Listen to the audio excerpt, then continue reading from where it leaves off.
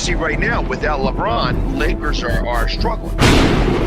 Let me tell you about a team I hate, all right? I know the Dallas Cowboy fan is here, so I had to make sure he knew how much I hate this team. I'm ready. I've often said that the people who run baseball, they try very hard to ruin it.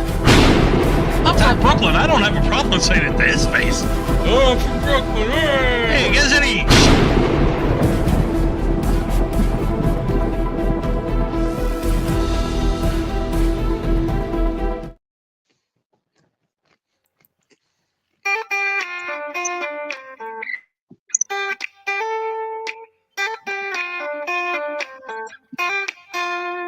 You don't know how you met me, you don't know why you can't turn around and say goodbye. All you know is when I'm with you, I make you free and swim through your veins like a fish in the sea. I'm singing, follow me, everything is alright.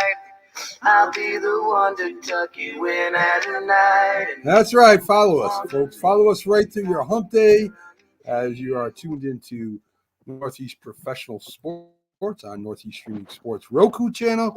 How we doing today, guys? Are you ready to get this thing going? Yes, sir. Doing well. I'm a little glad you're all confused. I thought this was a special edition of the Mac and Jack Sports Show. And I just thought James and Pat just was socializing. Hey, Jack, I'm glad to see you back. I'm glad to see you back because I feel like I haven't seen you in a long time, actually. I was on vacation. I'm going to be taking a couple of days off for traveling next week. Well, you know what? You're familiar with. But when you're gone, I miss you. And that's the best compliment I can give anybody. Yes. Okay, I'm humble. Yes, and you know, Matt never humbles me, but you did. This morning again, Jack, he complains about, you know, that there's no nothing for our pregame talk, and you know, then at the end of the show he gives me a hard time. What I'm going to do is when he leaves again, I'm just going to get a cardboard cutout, sit in his chair there, and that way I can have a show in peace. So that's what I'm going to do next time. Yeah, but it wouldn't be any good. No, that's true. That's true. That's exactly true. So, folks, as you know, we've been following the Bronny James drama. It's going to be a drama that's played out. I don't know, as long as him and his father are together. He said that, of course, he went into the draft. He made himself eligible for the draft. And if he doesn't get on the team that he wants to get on, that his father feels he should be on, he's not going to go to that team. His father will make phone calls for him to make sure he gets on the team that his father thinks that he should be on. So, you know, this is real life, folks. This is an overprotective father with his son, trying to make the best for him. I don't blame him, but I do blame him, right? I don't blame him for looking out for his son. I just don't like the level he goes to look for his son, guys. Well, guys, what's the precedent? Archie Manning with Eli Manning, and that worked out for Eli, and it worked out for the San Diego Chargers getting Phillip Rivers, who's probably going to wind up in the Hall of Fame, so it's win-win. So let's say Archie Manning never got involved with Eli, and Eli went to the Chargers. Best case scenario, he would have had the type of career Phillip Rivers had, but he wouldn't have gone to a Super Bowl. Probably not. You're probably right. I mean, we can't say that for sure because Eli and Phillip were two different quarterbacks. Really, I think Eli was better in the big games. I actually have an opinion about this. Well, a little bit of an opinion. I knew you would. I actually feel that if he went to the Chargers, he wouldn't have stayed long in the AFC, or Peyton wouldn't have stayed long in the AFC. They would have gone to opposite conferences. Yeah. I feel like I like it's the one thing that you almost wish happened at some point. It happened with the Kelceys, but you wish that you would have had a Eli versus Peyton Super Bowl. Yes. Yeah. That would have been awesome. Good evening, Chris. Glad to see you're on. Join us tonight. Haven't seen you in a while, so I'm glad you checked in. Yeah, I mean, listen. You know, every father wants to be there for their son in one way or another. But when you start talking about business and you start talking about basketball and you start talking about speaking for your son, I think it goes a little bit too far, James. Yeah, it's one thing to be like Jack alluded to in regards to Archie Manning and the Manning brothers. These to be there for your kids, to be able to try to intercede and get them to the correct place where they need to be. But he's retired.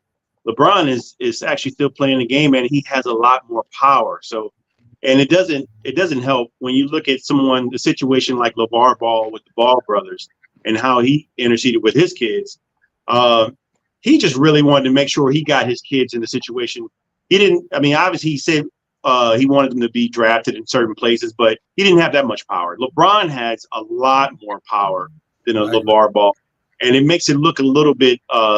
I wouldn't say suspicious, but I would say it looks like, okay, you're giving this kid this kind of play, and he's not that good. The other kids were really good. The Ball brothers are really good, but LeBron's son, the stats are just mediocre. I mean, and so right now, James, but 1 year ago he was projected to go about 12 to 15 first round draft pick.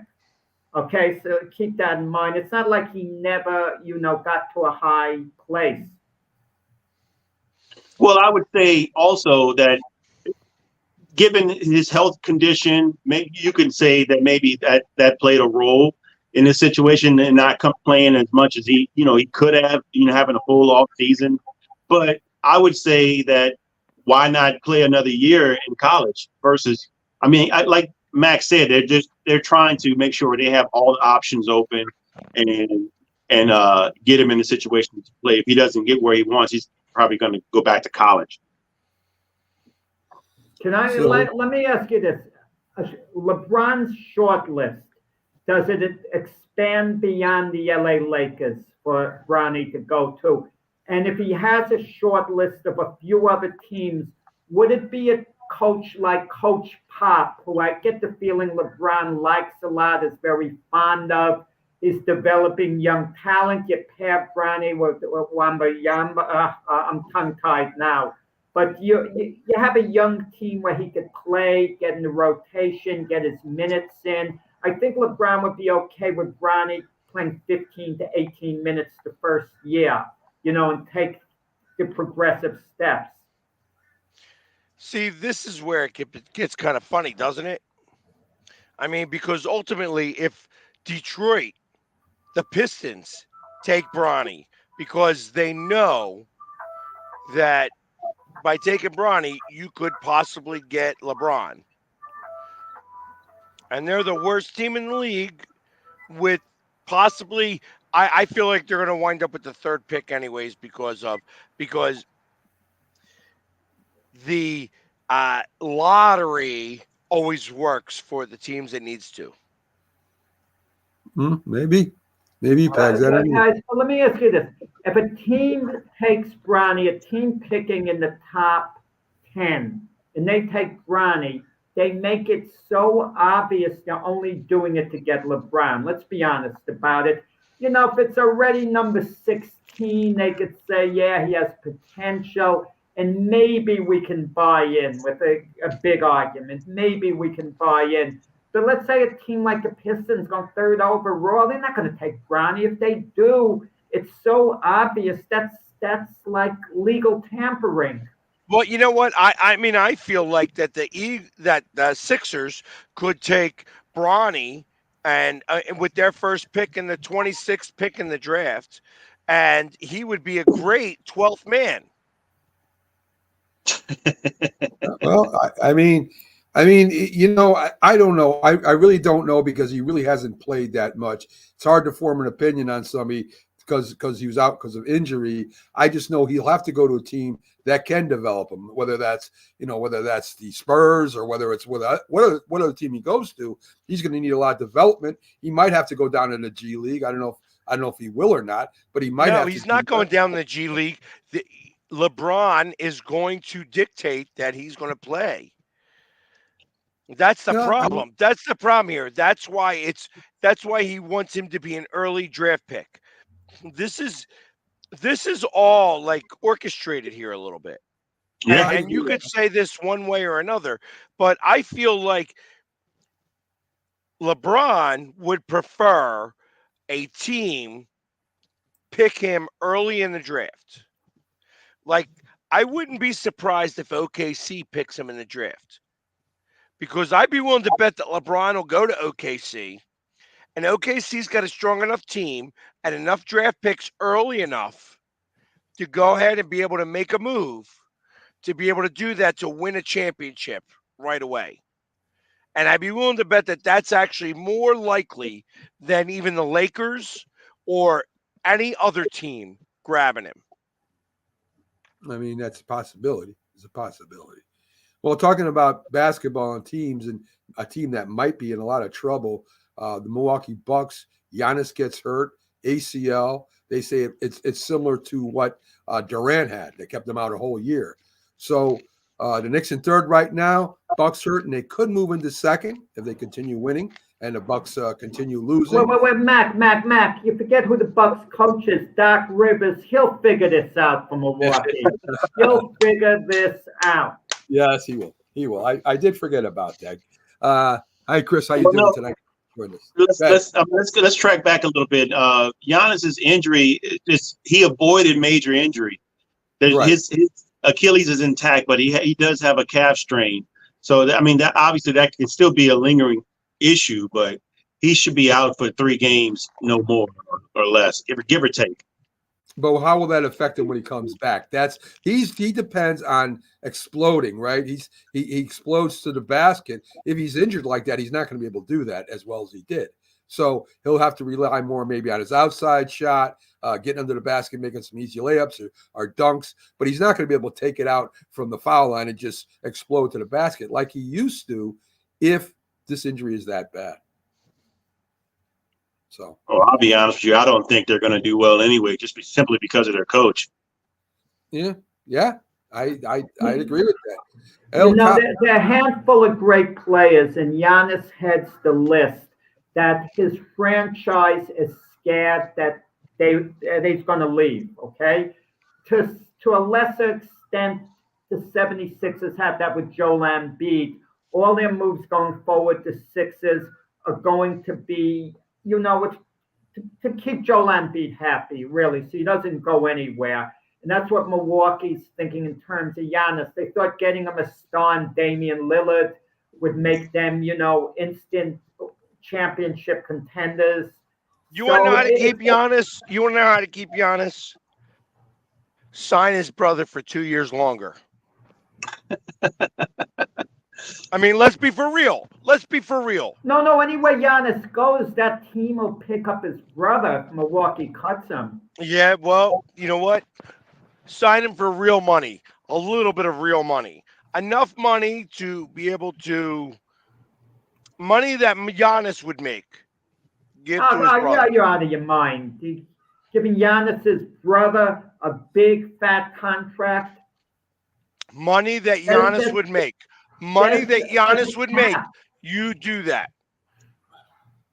Well, I don't know. Listen, they've got to make the playoffs. The same thing with the 76ers. They got to advance farther into the playoffs, or they might have to tear it all apart again. I mean, I tell you, I am much more excited. It would suck for the Knicks to be in the number 2 spot. I hope it's Orlando, actually, because I don't want to knock the Knicks out in the first round of the playoffs. Yeah, because I feel like that there would be really good banter between you and I. Yeah, and you have a lot on me on this, because half of that team, if not most of that team, is from Villanova. Well, But Pax, you have to consider this. You don't want the Sixers to play the Bucks in the playoffs, because no one knows more. Listen, the Sixers play the Bucks in the playoffs. I would bet. I hope that the Sixers would be such a big underdog, because I would bet my entire life savings, every penny I ever made in my entire life, on the Sixers against Doc Rivers. I would bet every penny in my life. Every penny I have, you have, Mac has, James has. all over the place. I'd bet Getting your money, everybody, guys, I and you mean. know what? I'd make us all rich. Don't be I'd taking my make us money. all rich. Well, that's possible. That's possible. I would not bet on that, Pax, though. I would not bet on that. But yes, if Giannis is hurt, I might bet on that. If he's hurt playing there. If he's not, then it's a totally different story. So let's look at this Porzingis move that the Celtics made for Smart. Porzingis, of course, he's got to be a top 3 now. When somebody is out, he fills in very well. Great around the rim, has a nice outside shot. If they go up against a bigger team or a better team with a Luka, he can kind of shoot with them and play with them. He's just as tall. So great move, I think, by the Celtics. And I think this move was for this position. It wasn't for regular season. I like the way Smart defended. He's tenacious. He's good from the outside. But when it comes to the playoffs and that, and into the championship, I think the Celtics made the wise move of getting Porzingis. What do you think, James? Yeah, I mean, the biggest guy they had in the middle was Al Horford, and he's getting up in age. So, and then Porzingis, he's an excellent shooter. So he's one of those bigs that can get out to the 3 and shoot. So to have, I mean, this team, the only thing is that's really going to hurt Boston is not finishing games. That's it. So, but I think they have great shooting, and then maybe a little bit of defense. Losing Smart, I think losing Smart might hurt them in the long run. But I don't know of any team that really scares me to say they can take Boston in 7 in the East. James, for picking up Holiday, didn't that fill the void defensively? Yes. I was going to say Holiday was the reason that Milwaukee was in the running. He's a two-way player. I agree with you. Drew Holiday is excellent for them, and that's helped them. And then you just look at the record, man. There's just no comparison right now. I mean, don't get me wrong; they can get knocked out, but I don't see any team in the East that looks like they can take them in 7 games. In seven games. If you had to pick a team, I agree with you. But if you had to pick a team with upside, who could potentially upset the Celtics in a playoff format? I'm not saying necessarily the best team in the East outside of the Celtics. Who would you pick if you had to, pick one team? That's a good question. I would say that You're nuts. Oh, you're nuts. I'm not gonna lie. Because you know it. Let's be for real. He set that up as a volleyball for me. I'm sorry. You gotta say I gotta Philly? spike it back in your face. It's not Philly. It's not right now. Philly. It's not I'll be honest with you. The Eastern Conference Finals is going to be a lot more interesting. It would be the Cleveland Cavaliers if any team's going to upset them out of the East. They have Jared Allen. They have Ivan Mobley for rebounding. I'm going to go with an underdog. Donovan Mitchell. I'm going to go with underdog, and I would say Miami. That's like choosing the Jets to win this next Super Bowl. They're contenders, Pack. Oh, Lord. How you doing, Keith? Glad you always coming in at the right time. You know what I mean? Yeah, what I walked into here. Yeah. So Jack was asking, who do you think would be the team that could knock off the Celtics? I vote for the Bucks if Giannis is hurt. Other than that, I don't see any other team that could take them. Are we talking about just the East? Yes. I think I would agree. Just the Bucks. I think that would be it. And that's if Giannis is healthy. If he's not healthy, they ain't winning anything. I might have said the Knicks. But I didn't want to hurt Pegs anymore, and he's already hurting over there. Yeah. Well, we'll talk about the Knicks later. But we bring Keith in for a lot of the college updates, and of course, he comes in right on cue every Wednesday night here. And so let's wrap up the college sports, the basketball, the championships. And Keith, there was 14.8 million viewers for the men, 18.9 million viewers for the women. The championship game, they wanted to see, of course, Caitlin Clark get beat. And, South Carolina made sure that happened. What do you think? Why do you think the women beat the men this year as far as views went? UConn and Purdue was supposed to be a great game. They had a star over there. Of course, UConn basketball is big as anything, but the women still outdrew them. What do you think the reason is for that? I think the storylines were probably more compelling on the women's side than they were on the men's side overall. You had the Caitlin Clark, not just Caitlin Clark, but you had Caitlin Clark in Iowa getting revenge or trying to get revenge, which they did get against LSU.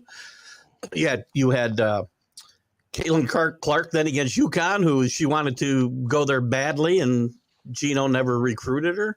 You had South Carolina getting revenge on Iowa for beating them last year and giving them no chance to three-peat. So again, I just think they did a great job of marketing those stories and building off those stories. So Yeah, I agree. the momentum now, the key is when those stories, now that those stories are all gone, basically, Angel Reese as well. I didn't mention her, but she's part of that LSU story. Will the women be able to continue this momentum going forward? That's the key here. Well, you got Juju Watkins. I think Bucher's coming back. South Carolina is still going to be one of the best teams in the league. Yep. We don't talk about Notre Dame. We don't talk about some of the other teams that are pretty good too. So, I think you said it right. I think it's all in marketing. Can you give any of that credit, and not for basketball, but for women viewing sports, to Taylor Swift? No. But can I ask a question? Here's a question I want to ask for the panel. When somebody gets anointed as the next GOAT, for lack of a better way of explaining it, and they start to fulfill that, does that make them the GOAT?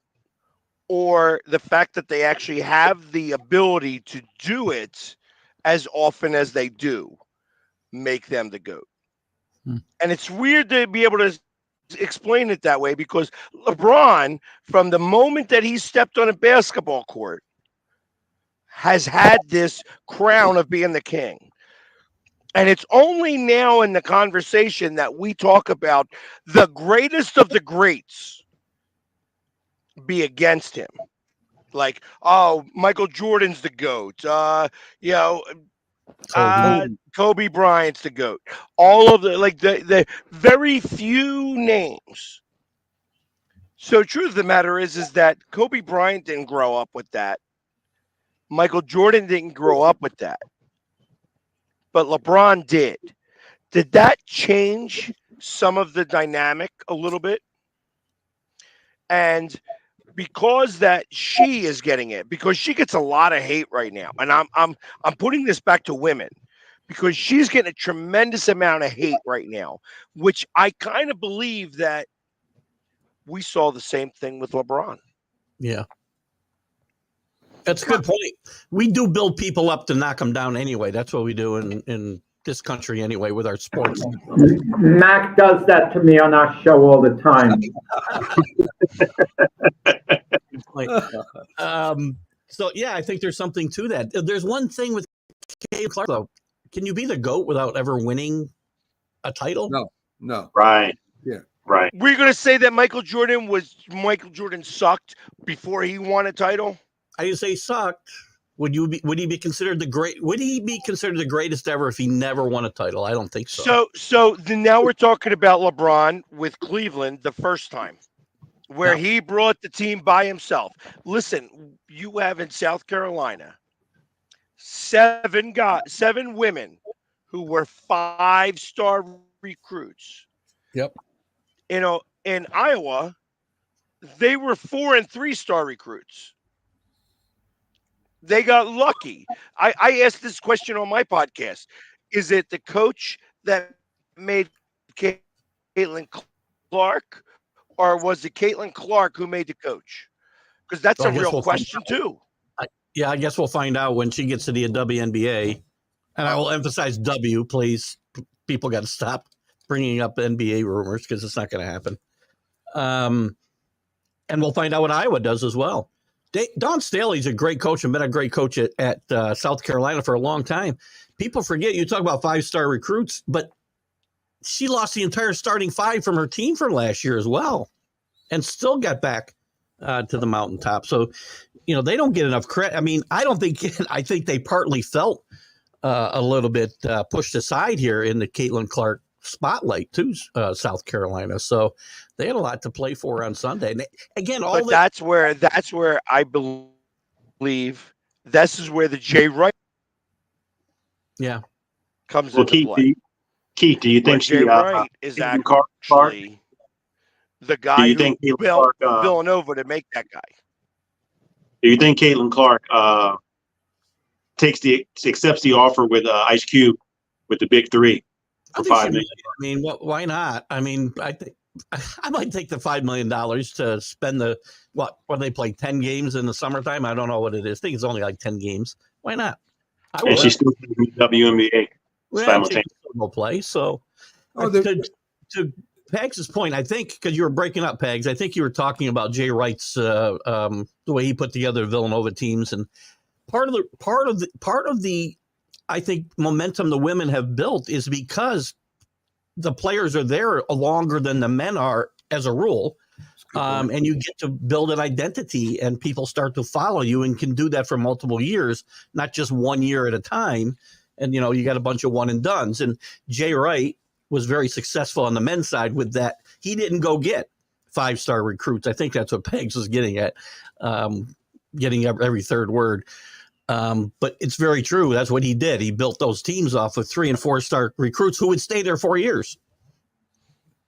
Yeah, and then maybe a 5th-year guy, or a guy who already still had a year of eligibility, but was graduating from someplace else. But you saw that in the men's this year, that most of those teams, all of those teams had seniors that have played over and over again. It wasn't the freshmen that have already designated themselves for the draft. It was people that have played with a team over and over again.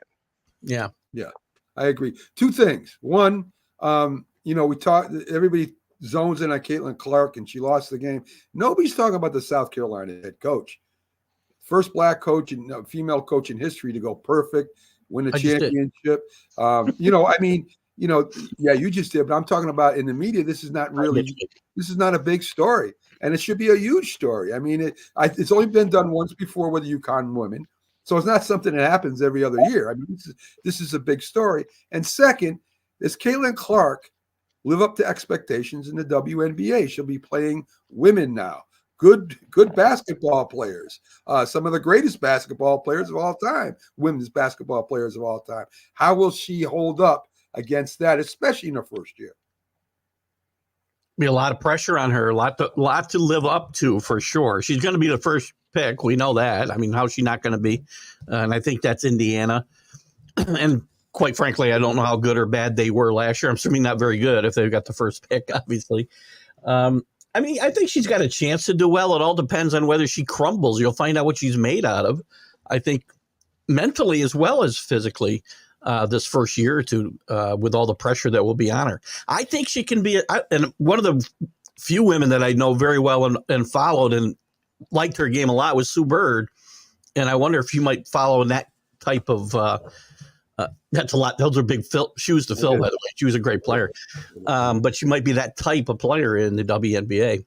Whether she'll dominate, I don't know. Again, she's going to play against a lot better players night in and night out, and more. She just has to be good, Keith. She just has to be good. She's box office. People are going to tune in to see her play. All she has to do is play well. She doesn't have to be even necessarily one of the best players in the league. It just has to be a good player. Because this is where the WNCAA could actually start to find somebody else who was close in the process of there. Yeah. Well, the WNBA needs that box office too, by the way, because their TV ratings and the people sitting in the stands are sadly lacking. Listen, there's a reason why she's going to the WNBA and not staying for a 5th year, because she could make potentially a lot more with the NIL than she could with getting there. But there's a reason why she's going to the WNBA, because they want her to carry a torch. And if you're going to carry the torch at this point, you have to start to be able to get paid for it. Yeah. And ultimately, how crazy is it going to get? How crazy is it going to get? They're going to make the schedule easier for her so that she can score a whole bunch of points at the very beginning. Like, it's like there's a lot that can get thought into this. Women are half the population. Yeah. Well, It's time to start to think about that in a real sense. And how do you make that occur? You have to make a superhero. Angel Reese, wait. Angel Reese is going to the WNBA next year as well. So I think what they want to do is create a rivalry, something like supervillain with the women. The superhero to the supervillain. And We're you like need her to be able to perform up to that level. Yeah, I agree. This is becoming a cartoon. It's ridiculous. So I'm not saying it like that because this is women's sports in general. You know what I mean? So I'm being real when I'm saying that the storyline in the marketing part has to be a little cartoonish to be able to start to grab the people that just watched college basketball. Women's college basketball was a little bit cartoonish to us because we're not used to it. It's not like watching the men's. It's a whole different world. That's true. That's true. And, you know, and Rick says all publicity, good and bad, is good for the WNBA. Some good high school teams get more fans, and that's very true. That's very true. But, you know, when you go from college, which is hey, and you know what? The Connecticut men won. Yeah, and they beat Purdue. We're gonna. You know what? You know what? We're not going to even have time because it's already like 40 minutes in. Like I said, we're talking about the women, and that's amazing to us. Well, that's part of what it is, the conversation we're having. Let's finish this up, though. The college sports are fan based. They're for the student body. They're for they're for, you know, the boosters. There's a lot more fans that go to college games than pros, for the most part. She's going to do a different thing. For them to get those seats filled, she's gonna have to be a winner. If she's a loser, if that team she goes to is a loser, you're still not gonna get the fans. You might get them on TV. You might get them on TV like Tiger Woods, even though Tiger Woods can't play golf anymore. They're still showing. In the beginning, they'll get people, right? Whether they win or lose. Yeah, absolutely. The point I'm trying to make, Keith, in the beginning they will, but for them to sustain that, she's going to have to be good, and that team's going to have to be good. Agreed. So anyway, so let's get to which becomes part of the script. True. And I don't mean to be scripting games. I'm talking about scripting. Scripting the like, you got to make it easier for her to do some of these things in the very beginning. She's got to come out big. She's got to lose. She's got to be able to come humble, but she then has to come out in the middle of the season where they're set her up. Bam, bam, bam. Pags, have you been watching? She's good enough. She's better than darn good. Okay, she's not going to need a great deal of help. Okay.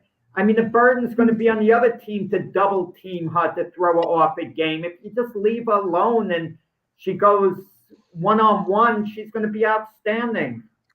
Very possible. Dan Fuller, thank you for joining us tonight on our show tonight here in the Northeast Professional Sports. Let's get to the men before Pags has a fit. The UConn men, they did win the fifth time they went there. They're 5-0. Hurley does a great job with them. Complete team effort. The big guy, Zach Edey, had a great game, but you can't carry the whole team, not in championship basketball. If you're going up against a team that is that good, Edey will be a first-round draft choice, probably.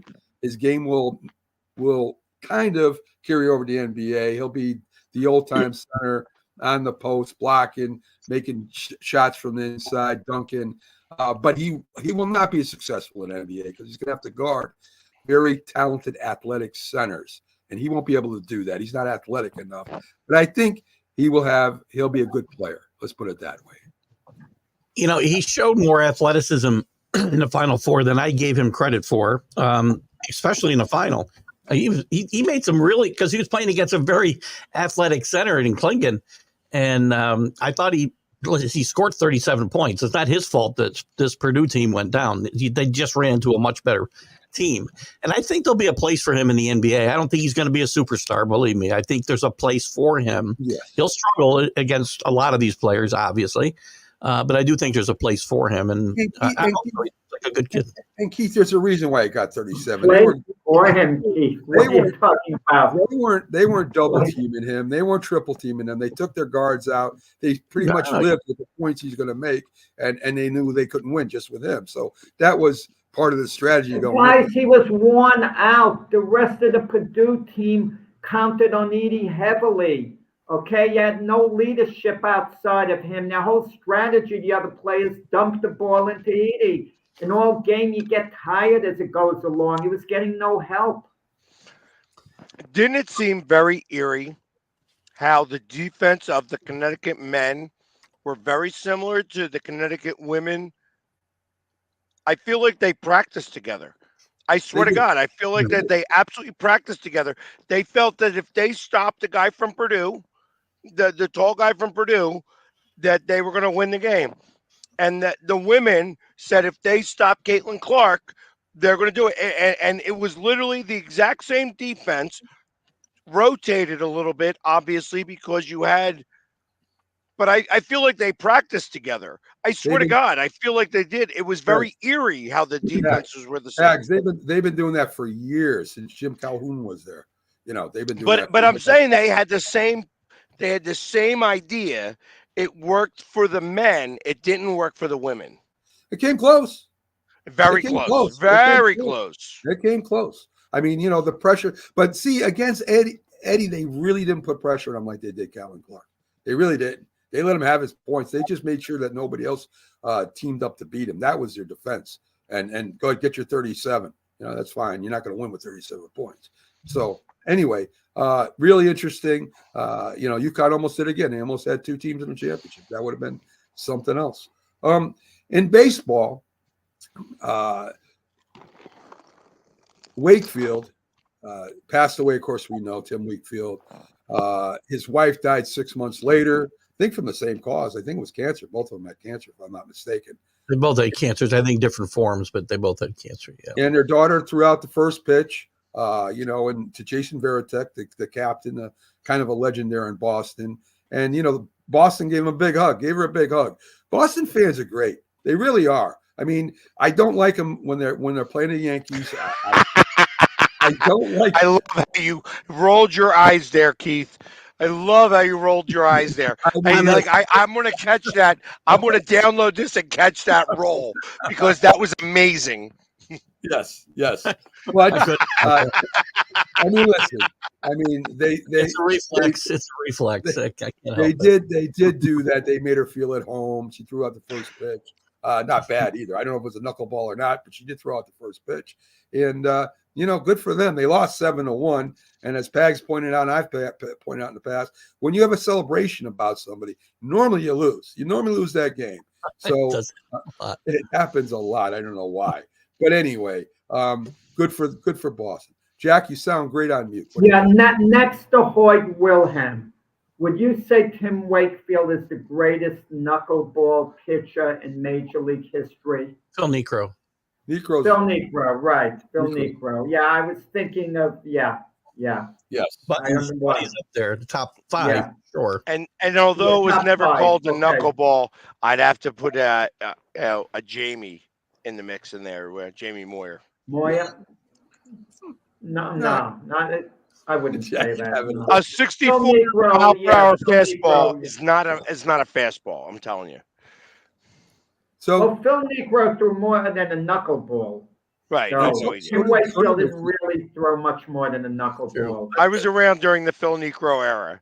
I know that was like in your 50s and 60s there, Jack. Well, he overlapped Pags. Yeah. He was an overlapper. Yeah. I heard that about him. Yeah, he was a bad overlapper. He even joined the Yankees at one point. Right. I remember. Thank you for bringing up the Yankees, as the Yankees are the first team to have 10 wins. Volpe flashing the glove, flashing the bat, batting over 400. Stanton starting to kick it in. He's getting his swing back, hitting home runs.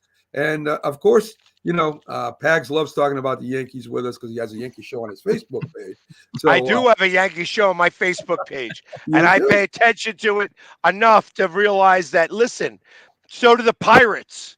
Yeah, in fact, the Pirates have a better record than the Yankees right now. No, they don't, Pags. They don't. The Pirates have like 7 wins right now, 8 wins. 9. They're 9-2. So- They're 9-2 So, and what are the and Yankees' it's 10-3. record? It's What's the 10-3. Yankees record? What's the Yankees record? What, 10-3? What do you mean 10-3? 10-3. Oh, 10-2. Yeah. All right. Yeah, all right. So But they were saying they were tied with the Pirates. the Pirates, They were different tied with division, different league. Don't give me that nonsense. Well, I'm Pirates- just telling you that the Pirates, I don't expect the Pirates to be in the World Series, just like I don't expect the Yankees. Well, to be it in the sure World won't be Series. at the Phillies this year. I'll tell you that. The way they're You want to playing. bet? Yeah, You want to bet on that there? I'll bet you. I'll bet you if you want. I'll take your money. Anyway, All right. all right. So It's like betting on the Giants. again, the Yankees look really good. I don't know how far they'll get, but we'll see as the season. It's really early right now, so we really don't know. But it's interesting anyway. New York's all happy. Yeah, well, Yankees are 10-2, Pirates are 9-3. I thought you were correct, Mac, and we were validated. Yes, thank you very much. I appreciate that. Thank you, Robert. We appreciate your comments too. You're never going to get on again. You keep talking like that. So anyway, I'm just being quiet. I don't want to lose my card. So Pags part up the Pirates. It's good to see teams that haven't been in for a Because while. we have them next. It's Right. gonna be the poop series. There you go. Because in the very beginning of the game it says P00P. Right. Okay. It's All the right. poop series. Well, when James is an Atlanta Brave fan, right? Correct, James? That's correct. Now, how could you let Pags get away with just saying the Phillies are going right to the World Series and you sit there quietly? Because he knows that the Braves can't beat the Phillies in a playoff setting. We're at the beginning of the season, sir. So Yes, sir. we're all entitled to our opinions in the always- beginning. He's always polite, if nothing else. You know what I'm saying? How did it work last year? Last year, Pags. Stop. How did living it in work the the year before? How did it Celebrate. work the last time that the Phillies played Atlanta in the playoffs in '93? Oh, my. geez, that was only about 13 years. years old. Yes, yes. Just keep in mind, Pags, James is right. It's early in the season. Even the Mets might pop up again and get back into things. Maybe. So Jack brings up a point, and I know Keith, I already talked to Keith about this. Won't be at shortstop. They should sign him to a long 10-year contract, pay him whatever they want. It will be a deal 10 years from now. I don't think Keith totally agrees with this, Jack. Keith, tell him why it's wrong. Listen, I need to see a little more than the small sample size I've seen. Did he play well last year for a rookie? Yes. Still struck out too much. I know his strikeouts are down. He's off to a great start. Well, we played 12 games. Let's not sign guys to 10-year contracts we're going to regret 2 years from now. Other teams are doing it all over. Atlanta routinely does it. Why do I care about other teams? Colorado just did it. The Braves had the vision to sign Ronald Acuna to a 10-year deal, $100 million in total. Now that's a bargain. Good 3 years from now, how's that deal going to look? So again, Acuna is going to It'll look suck bad balls. for Ronald Acuna, not for the Braves. I don't want that to happen. I Don't doubt get that. a great player. He will, because he's too small. He's got to get bigger, and if he's going to get bigger, that means he's going to be slower, and it's going to change his whole dynamic for Acuna. And So- again, and by the way, how many opt-outs does Acuna have in his 10-year contract? That's the other thing I'd like to know. Yeah. I don't think he has any. I mean, I might be wrong, but I don't believe he has I'd be any. shocked. These guys all negotiate opt-outs. They want the longer-term deal and they want the opt-outs, which that's the part that really drives me bonkers, right? Yes. I'm not getting paid enough. Well, we gave you security. And that's why he's getting knocked out of MLB. The super agent Scott Boras is getting knocked out of MLB. They started it this year. Yeah. It's going to take more time. Obviously, it's not something that's going to happen quick. He's ingrained way too deep. He's got his claws in way deep. But it's going to be soon that Scott Boras isn't going to be able to manage anybody because they're not going to give him the numbers that he wants. He cost his clients hundreds of millions of dollars this offseason for sure. Yes, he did. Yes, he did. He wants your guy Bryce Harper to have an extension, even though Harper has 8 years left on his deal. And Harper expects the extension. See, that I wouldn't agree with. I mean, we're removing that. I mean, you can't leave this stuff in the air, Matt. All right, okay. The Federal Trade Commission will put us out of business. I know, we'll be in trouble. But anyway, listen, guys. Just like his face, by the way. Who won the bet? Yes. Listen, he's jumping on Stanton. Carlos is. Listen, Stanton's going to have a good year this year. I'm telling you, this is going to be one of his better years. I think he does 30 home runs, about 90 RBI. Every time he gets a couple home runs, everybody goes, Stanton's back, and it's going to be wonderful. You said 50 homers a week and a half ago. You know what, though? You know what? Now you're no saying lie. 30, which is okay, though. Here it is for 3-4 years. Joey Gallo's like hitting 270. Right. Joey Gallo's with the Nationals. I remember having conversations with Keith. And like I thought about this, and I'm like, when I saw his average at 270, I'm like, I gotta tell Keith. I have to tell Keith because I used to remind him, every day about what Joey Gallo was doing. Joey Gallo's hitting under 200 for Washington. What are you talking about? Well, when he was playing the Phillies. Yes.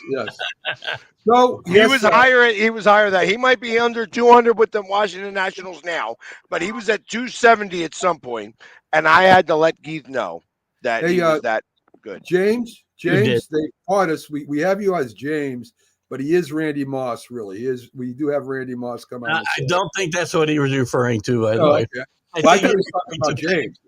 James referring to maneuver. I mean, I think James does have a similarity to Randy Moss. Similar. Go ahead, Keith. Probably not the same. Not financially. That's true. So, since we've got a boxing expert on the show tonight, I want to talk a little boxing tonight. We don't do that a lot because Jack's not here. We talked about this morning. Evander Holyfield. I think everybody knows Evander Holyfield, if not just getting his ear bit off. But he's a tremendous fighter, Jack. Where do you place him in all-time boxing history? Ooh, interesting. Well, pound for pound, I mean, he would be, I guess, a top 50 fighter, 5-0 pound for pound. If you look at all the divisions, it's kind of hard to, and if you rate him in the cruiserweight division, you'd probably have to rate him as the greatest cruiserweight champion of all time, a little over Alexander Usyk. But as a heavyweight, at best, he would be a lower top 10, like, 8, 9, 10 at best. I mean, people don't rate him up there as a heavyweight quite, with the Ali, Joe Louis, Larry Holmes, Lennox Lewis. He rates a little above that. So you don't really rate him per division. You just rate him as a great, great fighter. One of the greats of his era. Well, a lot of people think Mike Tyson is the greatest heavyweight of all time. A lot of people, it's not true, but they'll say that. Evander Holyfield beat him twice, so head-to-head. Yeah, and he may have done it against Tyson in his prime, but Tyson had been off 3 years. No one ever mentions that, at all. And something about Mike Tyson, he's an enigma. No matter what, even though he lost fights late in his career, he got stopped. There were people who actually believe, or who are going to believe if he beats Jake Paul, if he knocks him out, which I don't think is going to happen, that he can beat any heavyweight in the world. I mean, people get crazy with these superheroes, like with Bruce Lee, for example. Great martial artist. Okay, I love Bruce Lee. But let's be honest about it. Bruce Lee weighed like 135 pounds. As powerful as his kicks and punches were, you put him in a ring with a guy who weighed 100 pounds more than him against a guy like George Foreman. Is he really going to beat him? No. I mean, yeah. Yeah, I don't know. And I'm glad you brought up Tyson, and Robert did too. I mean, is this important for boxing for Tyson to beat Jake Paul? Is it that serious? People are making it out that serious, Jack. I disagree with you. I think Tyson beats him. That's my opinion. It's entertainment. Tyson's 58 years old. 58 years old. What are you looking at? You're looking at a quick clip that lasts a few seconds. Tyson's trainer holding the pads and Tyson getting together a combination of punches. Yeah. I mean, at my advanced age, if you put the camera on me for a few seconds, I can start sprinting and looking as quick as I did when I was younger for 4 or 5 seconds. And then when the camera goes off, I'm going to be holding my hammy, and limping away. Yeah, it looks good for the clip, but to sustain it, and Jake Paul has turned into a real fighter. Yeah, I don't think he's a real fighter. Well, you're good on mute too, Keith. Go ahead. Yeah, Rocky Marciano. Yeah, he was undefeated. Yeah, of course he could punch and take a really good punch. I'm actually calling Jack out. I want to see those 4 seconds. Yeah. Oh my God! I would have to warm up for about a half hour for the that's probably true. Listen. You might say, hey, Tyson didn't. He's old. He's whatever. Jake Paul's not a boxer yet, Jack. He's not. He's lost. He's devoting himself to it. He's getting better. He can't beat a boxer today. He couldn't even beat Fury's brother. Come on. He's okay. Jake Paul is a competent boxer, not in the sense that he's an elite boxer or close to being world rated, but he's a legitimate 8-round fighter, you could say now. Not a main eventer, but a legitimate boxer. And Mike Tyson's a 58-year-old man. Think of other sports. Think of Wilt. Give me your opinion when they were talking about Wilter Still Chamberlain when he was 13 years retired and the Brooklyn Nets wanted to sign him and Chamberlain didn't. Let's say Chamberlain went back into the NBA after being off for 13 years. There are a lot of people like Mac who believe Chamberlain could go in, maybe even dominate or be very good. I don't see it when you're off that long. Of Jim Brown. Al Davis wanted to sign the great Jim Brown after he'd been retired like about 7-8 years or whatever. Jim Brown would have been completely ineffective at age 48. Imagine Jim Brown came back at age 48 to the NFL. You guys see him doing anything? It would have been an embarrassment. And Tyson is 58. Listen. First of all, put words in my mouth saying that I don't know, Kareem or whatever. I never said nothing like that. So anyway, the point is I'm trying to make, Jack, is you got a real fighter going up against someone who's not a real fighter. I don't care what you say. All Tyson has to do is catch him with a big right, big left. Paul's in a lot of trouble. I'll tell you that right now. And Paul can stand there and throw his little jabs and whatever he wants to do there. I think he's going to run like hell if he gets in there with him. Jack, isn't this an indictment of the state of boxing that this is as big a story as it is anyway? Yeah, it really is. It's like, it's unbelievable. And Mac mentioned Evander Holyfield. Imagine they had a Holyfield-Tyson rematch and they said it was for real. I mean, that might do more business than the legitimate heavyweight championship fight, Tyson Fury against Alexander Usyk.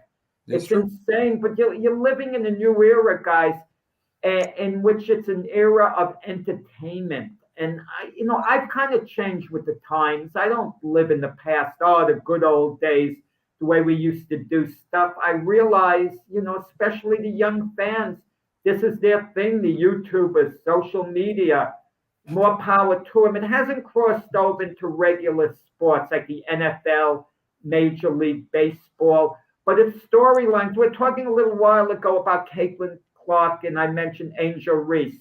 That's the storyline, the entertainment, why people might start liking certain WNBA games whenever they play, especially if they start trash talking one another and there's a perceived feud, there's a rivalry going on. People love stuff like that. But boxing didn't have their entertainment era during the Ali years. It did. But boxing is a vulgar sport. A boxer could sit down at a press conference and he could use every racial slur he wants. He can demean women in the worst possible way, in the way he talks.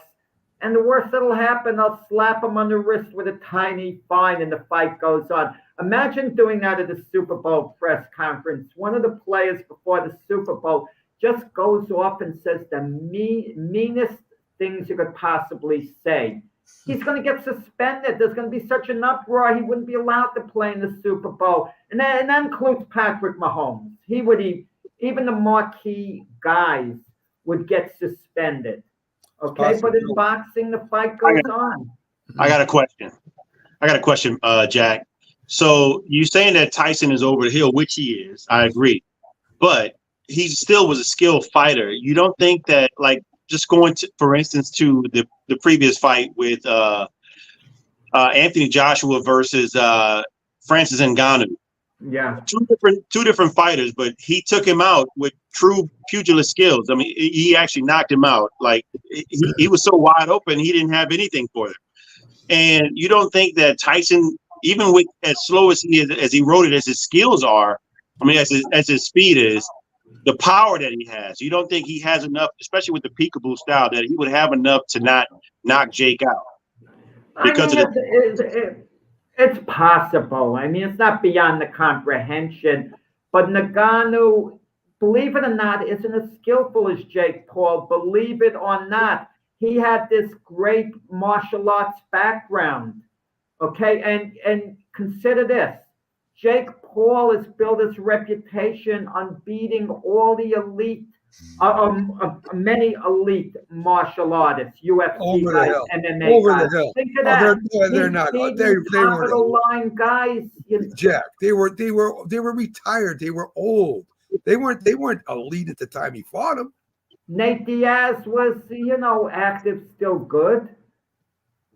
And the rest, I mean, I'm not a UFC MMA fan, but I see Jake Paul really is improving. And Tyson, again, 58 years old, he can't hit with the same speed as before. And, chances are if he hits Jake Paul's going to be able to take his punch if he just gets in one or two blows.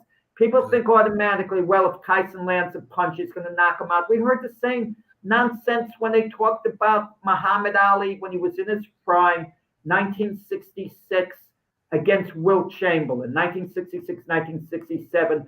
He nearly signed to fight Wilt Chamberlain, and there were people who were thinking Chamberlain could beat him out. They said, well, what happens if Chamberlain lands a big punch? He's one of the strongest men in the world. With his size and his power, it's going to be lights out for Ali. I mean, really? Come on. Do you think the Klitschko brothers were better than Evander Holyfield? That's a good question. Pound for pound, you'd rate Evander a little over Vladimir Klitschko, but as a pure heavyweight, Vladimir Klitschko, Vitaly were bigger guys. Yeah. But, Evander Holyfield was as tenacious a fight as you were ever going to see. And he overcame bigger guys at times. I agree. Fellas, thanks for all the comments. And we saw some new people out there today. Thanks for tuning in. Up next will be Prim and Proper Sports with Sonia Pearson. She'll have Jack's partner, Frank Laturzo, another boxing expert, on with him. So you'll even get more boxing if you like that. We got a sports. What time is Laturzo on with Sonia? At 9 o'clock. 9 o'clock. We also have J&B Talking Shop will be up on the Facebook channel after this Sports Scope on Roku. So we'll be busy all night, folks. Just added another show too, coming out with a former NFL special teams coach. Will be with Bo Crouch. So we got former NFL players, coaches, all the gamut here. So be sure to check out our Roku channel. Have a great night, everybody, and we'll see you very soon.